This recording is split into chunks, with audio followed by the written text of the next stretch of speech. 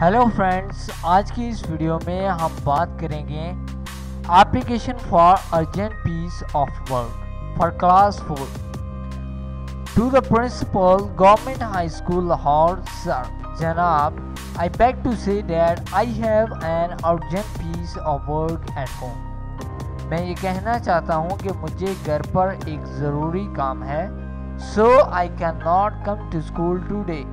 मैं आज स्कूल नहीं आ सकता हूँ। Kindly grant me leave for 1 day.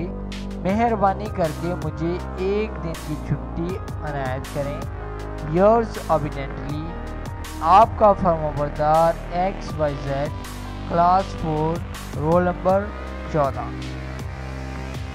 दोस्तों, ये थी application for urgent piece of work. Simple English का यूज़ करके बनाई गई एप्लीकेशन जो कि 3, 4 और 5th क्लास के स्टूडेंट्स के लिए बनाई गई है।